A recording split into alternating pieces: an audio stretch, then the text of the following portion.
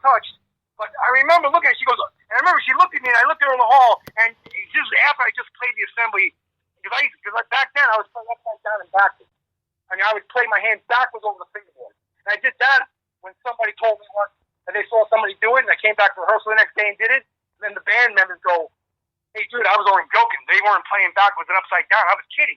And I remember the drummer dropped his sticks and was like, "What are you doing?" I'm like, "Well, you told me you saw someone play backwards, so I got to play backwards. I got to play upside down. I went fucking bananas."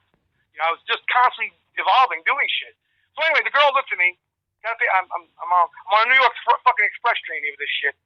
So the girl looks at me and she goes, "I'm so sorry. Oh my God, I'm so sorry." And you know, I don't live for that type of shit, but it felt good. Like, you know, okay, you said I sucked then, you booed me. Now you're seeing me play because, you know, maybe I did suck then. I don't know. It's possible, but I doubt it. But who knows? Who the fuck?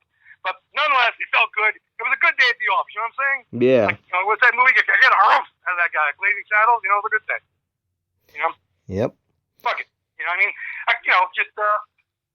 I don't know. Maybe I could be laying on the couch and like, you ask me questions and just taking notes and I don't know. Maybe they call it a horizontal conversation. Tell me about your first Fuzzlock. You know?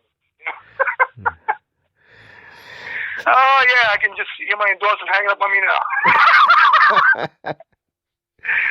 Fuck it. No.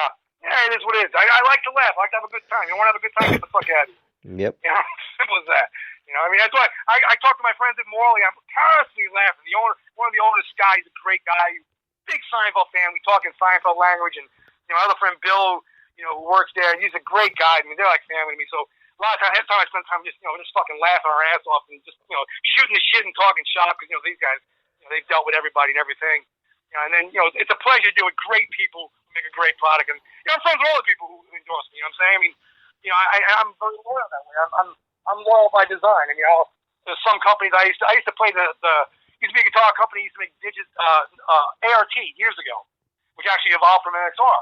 I mean, I played their stuff at the NAMM shows, all that stuff. I even wrote programs on the SGX 2000, like you know TNSB, my initials, Bolan's chorus, and this and that. And you know, I played their stuff till literally they stopped making them. You know, till literally, you know, at that point they literally went out of business. I played up to the last minute with their shit. And those guys are great guys too. Now they're part of Yorkville. So, you know, I got some good relationships. I always tell people, you know, business-wise, you know, it's always giving us a piece of business advice coming full circle to a question from, I don't know, like a week ago you asked me.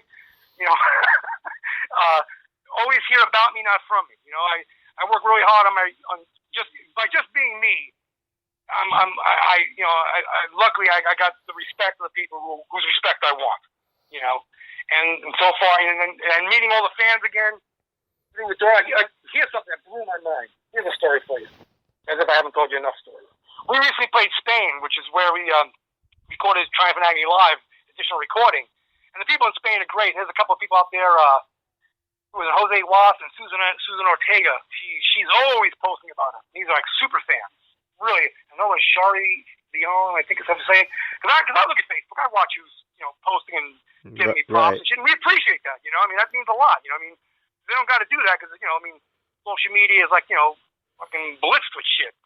And I remember, you know, these are some, you know, just talking about Spain, like, there's a lot of great fans. And I never played Spain with Doro before. Now, the album Triumph and Agony, I guess, is really, to say the least, very popular there. As Doro is already popular anywhere she goes. I mean, you know, she can sing the phone book and people will show up because she's that good, you know. But I remember coming off the bus in Spain. Now, I've never played Spain, and you got to think of it as like if you think of your favorite album you ever had when you were a kid that you played the hell out of coming up. Now, when I come home from school, I'd play like, you know, Aerosmith, Pink Floyd, whatever the fuck I was playing, Kiss. You play the same song, you get in your groove. Your favorite album, you wore the grooves. I mean, I think I wore out, you know, Screaming for Vengeance by Preach. You know what I'm saying? I mean, I think I fucking burned through the fucking vinyl on that album, you know? And I met Halby, he's a really nice guy. Boy, am I name dropping here? Not kidding. Anyway, so, fuck it. So, we're in Spain. You know, we got all these shows, and there's a huge crowd of fans out there. You know, and they're really cool. I mean, they love collecting guitar picks, taking pictures and stuff. I'm all for it. I mean, these people are staying there for us. I mean, you know, so I get out, and some of these fans are just like flipped out meeting me. I'm like, whoa, hey, you know, I bleed red like anybody, and then one kid says something to me, and I say this, and I preface this saying that. You know, I think I'm a pretty humble guy. I mean, I can tell a good story, have a good laugh, but this kid said this to me, and it just flipped me the fuck out. You know, he goes, you're the legend. I go, what? God called me a legend. I go, what? He goes, oh, you're the legend. And then they started talking about the album, how much it meant to them, and this and that. I'm like, holy shit. This album is that album to them. That was my favorite album, which I probably would have lost my shit if I had met Kiss. I'm not saying I'm even in comparison to this. Let me fucking clear that right up. But this was a big album to them, and it meant something to them in their life. So meeting me, obviously when they lose Doro, they come unglued, but meeting me really flipped them out. And they said that to me, and I heard it repeatedly. And I seen it printed in print from some of these people, and I'm like, that's a massive compliment. That's like, I can't say nothing but thank you. That's so humbling, I mean, because to hear someone say that, to know that something I did has meant that much to them and carried through, that's fucking surreal, man. That's like, Triumph and Agony will be here even when everything's dust, because that's an iconic album to right. me. There's so much in it. I mean, every song is fucking great, and I remember recording the songs, making the songs, doing all the shit. Another shout out to an endorsement, Tascam. I remember recording a lot of songs on my Tascam Porta 1. They're a good company. Gotta get the plugs in there. You gotta work this. But actually, there's a video of me coming out talking about them. But so you remember a lot of that stuff. I remember once. This would be when Warlock in Scotland on the tour, and I've told the story to a couple of people, but I don't, since fucking hell, shit, I'm going nowhere. I'm stuck in the fucking house. So if you want to listen, I'll tell you. We played in Scotland, and I remember we pulled up in the fucking November. It was freezing. We're on tour with Dio, and suddenly, the bus couldn't go all the way to the back of the arena, but there was a double link fence, and we had to park outside the fence because they couldn't get the bus through it for some fucking reason, whatever. I don't know if there was just too many tractor trailers or what. These security guards came on like the size of fucking refrigerators, huge motherfuckers, And they go, look, we got to get in there quick. We got to be careful, because when you walk through a big crowd, as much as you want to, stop and see everybody, you can get shredded. I mean, I remember playing with Richard Ramone on stage and put my guitar too close to the people in the front, and they're all grabbing that. They fucking pulled the wireless jack right out, broke the guitar right in the mid-set. So, but then other times I let them touch the fretboard, and you jam with them, and you want to have a good time. You like that contact. So, but you got to be careful, because you can get hurt, especially Doro. I mean, so these guys come on, they get us through, and then I remember, going through the gate, security gate, and all of a sudden there's like a couple hundred kids all like going, oh, they're all. I go, so I stop. I go, hey, what's the matter? And then the kids, hey, we want to say that they want more pictures or autographs, whatever. And I tell the security guard, I go, come with me. And the security guard goes, what are you doing, man? One of the big fucking mountain dudes. And I go, just come with me. And he goes, and I go, does somebody not get an autograph? And then it's like 20 degrees outside in Scotland. So I stop. And I signed everyone's autograph. And I stayed there for like 20 minutes in the cold. And they were like, hey, thanks so much for staying. It's so cool. And they actually said the name of another band who told them to fuck off in the act. And I will not say the name of that band, but you would know them because they had been there before us. I'm like, hey, dude, I said, I'm here because of you. I go, look, when you hear me get introduced tonight on stage, let me hear you. And they were all super cool. Even my guitar tech at the time, he was fucking around. I was signing like, fucking shoes, sneakers, jackets. He put this fucking sneaker up on my fucking leg. Like, you get out of here, Fucking, he was fucking with me. But the security guard goes, look, I've never seen anybody stop and do all that. I've never seen anybody. I'm like, well, dude, I said, these kids are freezing for like an hour waiting to meet us. I mean, luckily, shit, I wanted to stop. And I know Doro's getting for interviews and all that stuff. She can't stay, plus if she stopped in the cold, there goes her voice. She can only stay so long because really she gives a ton to her fans. She loves her fans like nobody you've ever seen. So that night, we're playing, and I remember, each night Doro would introduce the band, goes, oh, on guitar over here, and on bass, this, and then suddenly go, and on guitar, Tommy Bolan, and then suddenly, like, 50-year-olds in the upper deck go straight up screaming. I'm like, all the kids, I look, everyone looks like, what, you pay these kids? I go, holy shit. That was a nice feeling, It was a nice feeling. I guess that's the moral of the story. That was a good moment feeling there, So, and what it took me, 20 minutes to stop? It took me 20 minutes. I mean, that type of shit means a lot to me. Because I probably would have fucking died to get Kiss to stop. And again, I'm not comparing myself to Kiss. I should preface that. But, any band I was a fan of, you know what I'm saying? So how many times have you had people come up to you and say your music changed your life? Well, I get messages like that in Facebook, a lot. And some people, comment on the guitar playing they liked. And so I've heard it enough, but I'm very humbled by it and appreciative of it. So it's just a real feeling. if you can touch somebody with your music, I mean, that's what it's all about, man. Because to me, it's putting all your heart and emotion into it and passion, and to get it reciprocated that they get it.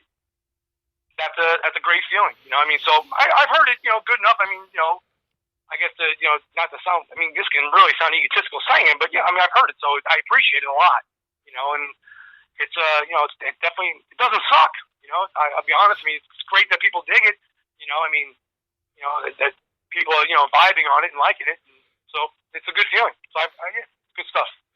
Yeah, then sometimes you'll get fans telling you that your music, they were in a bad time of their life and they almost felt like suicide. You listen to that. Yes, I've gotten that one.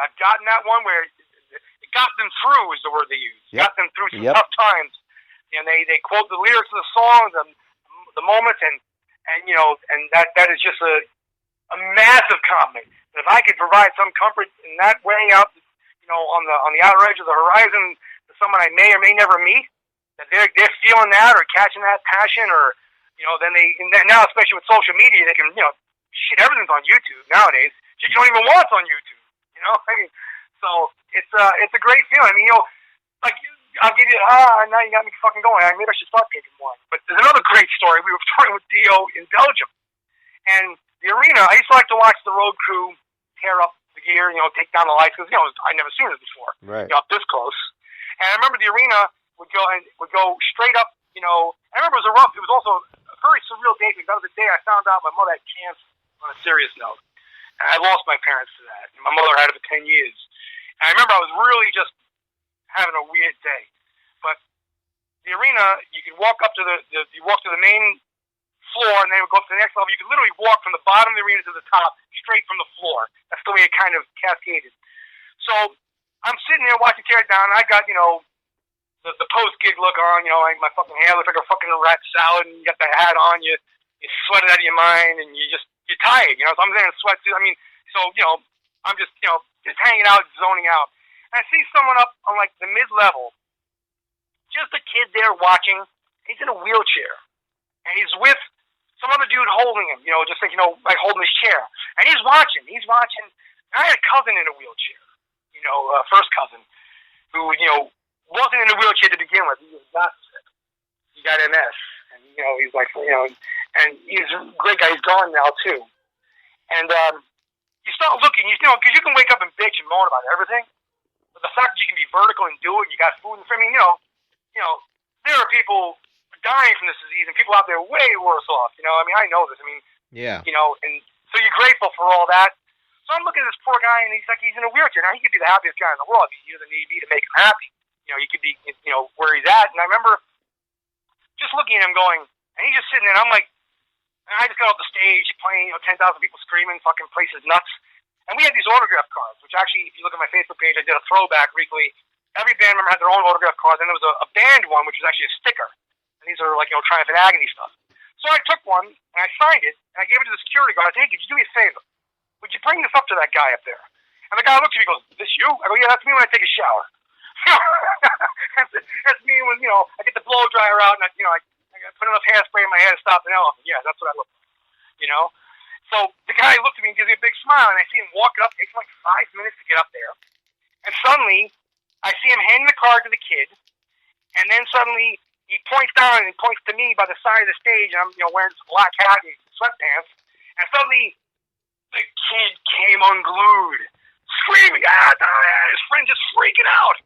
The fact that I sent this up to him, pointed him out, and I'm like, and it took me, 10 seconds to do? Now, I'm not saying I got some magic wand and that shit, but it just, that moment touched me, and the kid came unglued, and if I would have bet dollars to donuts, I imagine the kid might still remember that. Yeah. Because and then that just blew my mind, that just, because I felt so bad, I'm like, I'm thinking about, all the shit in my life, I'm like, here's this poor guy, he's in a wheelchair, and I, shit, I mean, another story, that just doesn't end. We're playing in England. You're asking me Triumph and Agony stories. And there's this guy there during sound check. We were playing with Dio. This kid could not speak. He had a little machine. And he would type stuff out going, Tommy, I think Triumph and Agony is great. And he hands me a little piece of paper. Now, he must have been friends with somebody to some degree, because he was there during our sound check, which is hard to do. And I can still see. I have a semi-photographic memory, you know, because I've never done drugs, believe it or not. So I haven't burned what's in my brain out, you know. So I always had a photographic memory, so I can still see this kid in my eye. And I remember the kid talking to me, and he's sending me pretty nice little notes. I'm being friendly to him, even, you know, sometimes, you know, you gotta say, look, I gotta go sound check, I gotta go. But I like this guy. He was talking to me, and he's, you know, printing these little notes, and he said to me, hey, Tommy, can you help me meet Dio? I go, look, I can't guarantee that. I don't know. I mean, if I can try. I said, you know, I felt bad for this kid. You know, I mean, the kid can't even talk, you know. Right. And next thing, you know, I mean, the kid, literally, I mean, I'm not joking. The kid cannot speak. He's mute. And then suddenly, but he's a huge Dio fan. So I said, look to me by the backstage door. I'll see what I can do. So suddenly, we're backstage. The show's over, and there's a long hallway where security keeps everybody there. And I went and talked to Ronnie. I said, Ronnie, look, I met this kid before soundcheck. Nice kid. He probably knows somebody because he was here during soundcheck. So he wasn't just like some, you know, derelict that just roamed in. And I don't mean the fans are derelict, but, you know, there's always a joker in every deck. I mean, it's just the way it is, you know. And I said, look, the kid can't speak. He goes, what do you mean? I go, he cannot speak, but he would love to meet you. Could I bring him? Yes, Tommy. Ronnie was the nicest fucking guy in the world. He goes, yes, bring him back, Tommy. So I come out, and the kid's eyes are as big as sauce, and I point, and I said, give me that guy right there, you know. And suddenly, holy shit, the kid came back, and he started to cry. He started to tear up. I said, look, you're going to meet Ronnie right now. And the kid's like shaking. And I introduced him to Ronnie, and Ronnie, you know, beautiful person, you know, took the time and gave him 5 minutes and talked to him. And the kid, you know, I'm sure, I mean, I felt so happy that I was able to connect the dots to that, you know? Yeah. You know, because I felt, I mean, just, because that struck me. I mean, now, I'm sure there's plenty of stories, people I missed, people I could help, but, you know, you can only, how much can you do? How many boats can you water ski behind at once? You know, you can only do so much, but in the same sense, you know, you give as much as you can, you know? Because it goes beyond the stage for me. Boy, I should be on a fucking soapbox preaching this. I don't know. Maybe we're getting out of control here. Maybe I should start the line. Actually, I'm eating fucking dinner. I'm starving. You know what I'm saying? Yeah. Hey, when you buy yourself, you got nothing to do. You're like, what the fuck do I do now? You know? But yeah. you think of something. I can only watch so much fucking TV. I'm going crazy. I'm gonna throw something on my TV in a minute. Yeah. The only other hobby I got, which is crazy, and maybe you can be my infant. I as a kid, I collected stamps. Believe it or not. And I sold them to buy a guitar. And I always regretted it. And I got back into collecting stamps because, you know, it's just like I'll work on stamps and for like a half hour I realize I haven't thought of anything. I got probably like 100,000 plus stamps, you know, just tons of stamps, you know, from different countries. So that's therapy for me, you know, stamps. But you can only work on stamps so much too. But if anybody's got stamps, hell to me. I take all stamps. Doro collects stamps. She just takes the stamps off her mail. I got a friend of mine in Australia used to mail me stamps. I collect the whole world, you know, used, new. I got stamps from the 1800s, all that. I'm probably boring the fuck out of everybody saying that right now. There goes all my cool points out the window. Cool guy, collects stamps, not gonna have it. Yeah, I've heard a lot of stories about Ronnie from other musicians saying how humble he was. He wouldn't keep talking to you forever. He'd never stop talking. He'd keep talking to you and talk to you and talk to you. He was a super cool dude. I mean, the story I mentioned before that I alluded to, after I was no longer playing with Warlock, you know, that's when you know, Craig Goldie left Dio. And I remember I called Ronnie up and I said, Ronnie, hey, I'd love to audition and jam with you. And he goes, you know, so I started talking to Ronnie all the time. And then Ronnie came to the NAMM show. Which, you know, the NAMM show is the big trade show for music equipment. He walked in with Claude Schnell, right door is playing. And then everyone looks at, oh my God, there's fucking Dio and Claude. You know, then he says, right after I was done playing my session I was playing Kitty Hawk amps back then. And he goes, Tommy, I'll see you Thursday. And everyone went, whoa! And he sent his road crew up to get my gear and shit. And I remember I got to the audition a little early because it was in California. It was like I lived in New York. And I came down to the audition, and I got there early. Couple of people in the room, they're already still waiting, and then suddenly Tommy goes, Tommy, you're early. Why don't you go in the bar or wait around the corner? I'm like, all right. So I go in the bar, wait on the corner. 15 minutes later, Ronnie and the whole band walk in. I go, Ronnie, don't you got a whole room of people there to jam with? He goes, yeah, fuck them, Tommy. How you doing? Let's hang out. We talk. So then the whole band hangs out with me. I'm like, what the fuck's this? I realized that, you know, they were always nice guys. I mean, all of them. So we hang out and we went back and we jammed, and, you know, I'm playing Rainbow in the Dark, Ham and Shout, Holy Diver, and And I remember the bar, they go, hey, you can play Mob Rules, right? I go, oh, you didn't tell me to learn that. But you can play it, right? They're all fucking with me, teasing me, and great time, great jamming. And Ronnie, liked the way I played. We were talking, and then Ronnie said, look, there's this one guy, Jimmy, wants to bring in from Ireland. It turns out to be Rowan. It was, nice guy, fine player, no doubt, different style than me, but, definitely not knocking him in any way or fashion here. And next thing he goes, yeah, Jimmy's bringing it down. I go, Ronnie, I can be right back out with my road case. He goes, all right, no sweat. So I was talking to Ronnie all the time, and he goes, call me tomorrow. So I call him tomorrow. He goes, yeah, Tommy, we got this guy. He goes, I'll let you know Friday. So it's down to me and Rowan for the Dio gig. It's a fact, because I'm talking to Ryan. I'm talking to the man. Right. And he's like, so I'm out of my fucking mind. I'm like, holy shit, And he's so the next thing I know, he says, Tommy, call me Friday. I'll know. I call him Friday. He goes, Tommy, it's still too close. So I'm like, fucking losing it. So next day he calls me, and we speak, because I would speak to him for, an hour at a time, on the phone. He's from New York. He's a Yankees fan, and I used to be a diehard Yankee fan. My family's worked for the Yankees. My uncle was an attorney for the Yankees. So the next thing, he calls me Saturday, he goes, Tommy, I'm going with the other guy, but here's why. And I call him, I'm like, what the fuck? But, he goes, because Rainbow, Dio, and Sabbath were all Europeans and Americans in the band. I want that international feel. Then he went on to give me a lot of magic compliments about my playing. And, said, look, I went through 3,000 tapes. It came down to this and that. And sure enough, he was a great guy. And then like a week later, this is a God's honest true story, I get a call from some manager, some band on Capitol. I forget the fuck the name. I have to think my brain out, like, what the fuck? But this manager goes, I go, hey, how'd you get my number?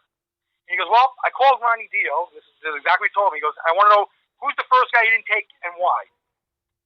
And he goes, hands down the guy you wanted, Tommy Bolan. I go, Ronnie said that? And sure enough, after that, I got some other calls from other people saying, Dio said you were this, Dio said you were that. I'm like, wow. Now, being a music business, I can't say anything that ever came to mad fruition. But, the fact that Dio was on the phone saying, go call Tommy Bolan, it's like, wow, that don't suck, you know what I'm saying? And, I've always busted my ass, doing business and sacrificing and, to get that kind of acknowledgement, even though I didn't get the gig, felt great, you know what I mean? Yeah. So that's my Dio story. Fucking this, I tell you, I'm fucking losing my skull here, man. Who is this again? And you are?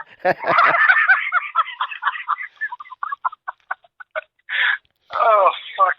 Yeah, my career's over now. I'm fucking with you, man. Like I said, I like to laugh. On stage, you out of your mind. It's race day. Once like talking from a drag point of view, like watching the lights go down. Once the lights hit red, that's it. It's go. Once you hit the green light, go. You just fucking go. You drop the hammer, you go, and hopefully you don't blow the engine apart, or hopefully your guitar works. Now, this next question might open up a whole can of worms, Tommy. Fuck, I gotta go. You broke out. What do you think are the pros and cons of the music business? What are the pros and cons of the music business? Yeah. Holy crap! Well, fuck. God, since illegal downloading, that's killed a lot of shit dead. It's killed the revenue stream, which is why, more bands got to tour more and sell merch, and because you just don't make the money on the record sales like you used to. Because when I grew up and you grew up, you're like, hey, go buy a record. You want to support the band? You buy a record, you buy a CD. Now it's like people buy one song, or it's all free on the internet, or YouTube's cloned it already, and people like the average kid going to school, or the majority of them, they're going to see their friend getting it for free. They're going, why do I got to pay for it? Or I just want that one song, or just earn my own CD. There was none of that shit for me. Even fucking figuring out music, there was none of this. I'm not, you didn't have an ears, you didn't figure shit out, you didn't play. There was no fucking tablature or the YouTube shit. Holy crap! If you couldn't figure it out by ear, you couldn't play. I got cassettes, dents in them for figuring out songs. I got albums scratched to shit. Just pause, play, rewind, pause, play, rewind. Then used to slow it down. You just gotta. That's why now there's so much YouTube, which is good. Hey, I got my shit on YouTube too. You either adapt, apply, or you die. As simple as that. That's actually a line for a song. I'm copyrighting that. Fuck you, kid. So, it's just like, it's creating a different type of player. Well, there's plenty of fine players out there. I'm not knocking anybody who goes to YouTube or whatever, but it created a different style because the way you would develop your style was like trying to figure it out because you would either fuck it up or you'd make a mistake and go in the wrong direction. Because sometimes the mistakes are the best parts. Like the one thing I always say when I'm recording, keep the machine on for the first take all the time because sometimes 9 out of 10 times what you do in the first take is the shit that becomes the shit that it's based on, or becomes it. You know, it just becomes it. You know, when you come up with stuff. You know, so sometimes the mistakes are the fucking gold. Like even you've heard East Meets West. Yeah. There's a laugh from Doro in that at the beginning. Have you heard that? Oh yeah. He goes, that laugh is from the demo. They flew that in because it was so good. They liked it. They sampled that. Which back then there weren't samples like there are now, which come in like fucking cereal boxes. You know, they fucking and they put that in because they wanted that. You know, but that's just something like that's the demo. You know, like that's just some things that just like when I first did the first Triumph and Agony demos. Excuse me. You know, those are my first impressions of the songs, which created the instant chemistry of me and Doro, and then the rest is history. They said, hey, do that stuff in East Meets West again. Do that stuff. And what you did around 3 minute warning, because my guitar would always answer her. If you notice I'm trying to my guitar is always answering her voice in most cases. Like she'll sing like in I Rule the Ruins, like it says, felt the devil's breeze. My guitar goes. If you listen, and then it says, bended knee. Oh, there's one part where my guitar comes down, gets crying. But I was always answering her voice because I was always, especially if it's all over the place with that. Because it's such a very energetic song, because what the song's about and all that. That was just natural chemistry. It wasn't like going, okay, riff here. It just started coming out of me. And working with Joey Bowen as well, that created the the energy and the vibe. So I don't think I've answered your question. I think I've just started on a whole new tangent again. But these are I mean, if you're a fan of Warlock and Doro, these are this is to me this is cool shit. I mean this is this is what made the magic then. This is what built on the dynasty. And she of course done plenty of great records since. And did a lot of great shit. But obviously Triumph and Agony is, when you say Warlock in America, that's the album you think of the most, and I'm proud of that. All We Are. That's it's outstanding shit. And those songs. Even when we came back, she lost the use of the name Warlock, and she finally won it back because some fucking bozos who stole the name for her. But she got that back, so that's why at Sweden Rock, when we just played, the first time me coming back with her, that was the first time Triumph and Agony as an album was played in its entirety. Because even when I was in the band, we never played Make Time for Love, we never played Kiss of Death, for whatever reason, I don't even remember now why, but we just never played them live. And then 3 Minute Warning was only played during the Megadeth tour. And then a lot of these songs then, and we never played Touch of Evil. She would later do a version of that, but I never played with her, But so the album had never been played in its entirety. So that is the first time like Make Time for Love and Kiss of Death were ever done. So that was that was part of the whole shtick of coming back, Warlock the anniversary, that we play the album in its entirety, which had never been done before. Which is great because I love those songs. Yep. So Tommy, I'm gonna ask you a few fun questions here, then we'll finish up this interview. Cool deal. What is your favorite food to eat? My favorite food? Yeah. All right. Well, shit. Well, I guess you have to pick something. I love pizza. Pizza's good. Italian food. I'm Italian Irish, so anything Italian is gonna work. That steak. Definitely a big fan of steak. A lot of times, got a good friend of mine, Tristan. We hang out a lot. He finds all these fucking cool ass steakhouses we always go to. That's pretty fun. Matter of fact, he's one of the few people I actually teach how to play guitar. He's that good of a friend. I show him some of the cool riffs I got. He's a good friend of mine. But yeah, so answering your question, steak. Seafood. I like fried shrimp, lobster, that shit. That's all good. So your favorite beverage would probably be coffee?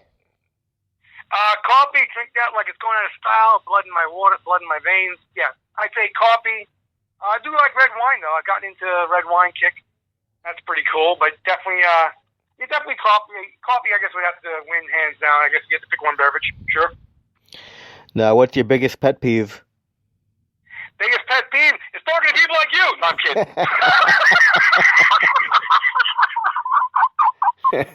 Oh, man. Your next question. My biggest pet peeve is when people ask me what the fuck I like to eat and like to drink. That's my biggest pet peeve. Not answer your fucking question. No, let me see. What is my biggest pet peeve? Oh, shit. Live, if I break a string, which thank God, now that I said that, I'm sure everything's going to snap in half.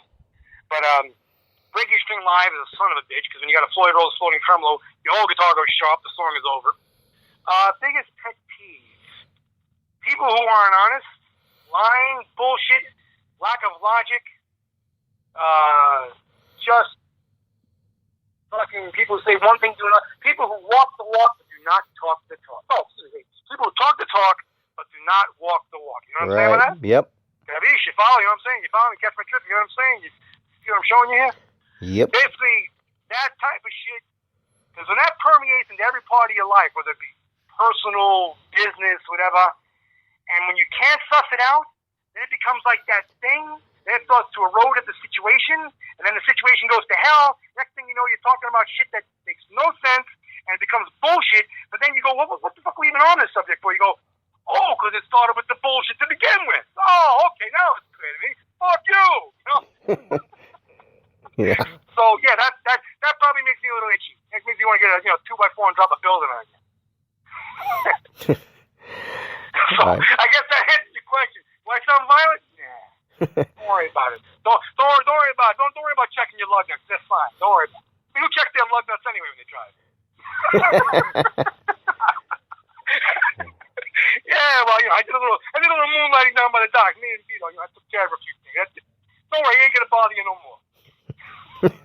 Took care of that thing. Yeah, he's doing good, fellas. Okay. You stand-up comedy at this point. Actually, I wanted to be. You'll appreciate this. When I first was growing up, which is yet to happen, I suppose. I wanted to be a race car driver, and then I was a comedian. During all fucking grammar school, I would do comedy shows, which is basically just me doing a impersonation of Bugs Bunny at the time. But I used to do these shows. Then I discovered guitar in like 6th grade. And everything went out the window. I threw my baseball middle away, everything. And then I just became obsessed with guitar. But yeah, that's so comedy. I like to laugh. You know what I mean? Laughter is just great when you can laugh. Sometimes, I mean, there'd be times like, I remember rehearsing with Freight Train James. Jamie St. James was a singer. He used to be in Black and Blue. He's a funny dude. Great guy. And we'd be on the fucking floor just rolling around. He'd be saying jokes. He'd like, just laughing your ass off, man. Just to the point where you can't breathe. And you start getting that fucking laughter. Yeah. That's the great. I had that a couple times. Richard Ramone, he was a funny motherfucker too. Hang on, my phone is beep. What the fuck? Hang on a second. I know I'm on a live interview, but I'm getting texted. Oh, I don't know. Somebody, I think it's my friend Drew. I can't tell. But I can't look. I'm talking to you. That's my pet peeve. Being texted when I'm doing interviews and podcasts. There's another pet peeve. Leave me the fuck alone. Get out of here. But anyway, so nonetheless, yeah, laughter. I like laughter. Well, that's gotta have humor. I mean, that's why they say laughter is the best medicine, right? Oh, absolutely, dude. Because you take yourself too serious, you have a fucking heart attack. I mean, don't get me wrong. When I get on stage, my answers. You look at the devil on stage. I don't know. I'm just. You look fucking. Oh, I did a guitar clinic once. So about laughter. I remember I did a guitar clinic at San Diego, Florida. I had this promotional poster for back then I was at ESP and always with Morley. And I'm looking at the poster I got on my wall now, and it reminds me of this. And talk about no laughter. I walk in, and people are being polite to me, and they're all walking away from me. I'm like, what the fuck is this shit? I'm like, I got my rider, food, and my gear to set up, and all this, and I go, hey, something wrong. Goes, and then I start talking to the person, and then suddenly one of the employees goes, wow, you're really a nice guy. I go, what? He goes, yeah, you're really nice. You're really easy to talk to. I go, why? What the fuck did you hear? He goes, well, then they hold up the picture where I got like these dark glasses on, my hands holding the guitar like a fucking shotgun, and they look at me and goes, we thought you were the meanest son of a bitch in the world. Look at this photo. I go, what? They thought I was like this fucking, just fucking mean. He goes, you look mean as hell. You're going to kill us here. I go, what? So, at that point, I was doing that part. I could stand up the rest of the day, just making everybody feel comfortable, But they were cool. They were nice. But, I don't know. Again, I didn't answer your question. I told you more useless information you did not ask, but now you have it. And like that guy always seemed like and there you have it. Well, Tommy, it's been a fun interview, and I want to thank you very much for taking time to do the interview. No sweat, Dave. It's Dave, right? No, I'm kidding. Yep. Oh, man. Oh, fuck it. They better let this fucking man. What else do, man? I gotta get the fuck out and get some air. Locked up in my house by myself. I mean, just, forget about it. Fucking. Dave. What are you gonna see the movie? I'm gonna stop. I can fucking go on forever here. But anyway, hey, dude, I appreciate a lot. Thanks for all your cool questions. Appreciate your time and your support, and glad you dug the show. When we come to anywhere near your town again, give me a shout. Make sure you're hooked up, and then catch up again. And yeah, man, all good stuff. Awesome. Yeah, we'll do another interview in the future. Sure, man. You got my number. Yep. No sweat. And glad you dug the show. And yeah, man, I'll keep you posted on when I'm doing my other band NYC and all that stuff, and the latest Doro shit with Warlock and all good stuff. And yeah, man. Awesome. Always hitting the ground running, man. Awesome, man. Well, you have a great night, Tommy. All right, you take care, Dave. Good talking to you, buddy. All right. Take care. Bye.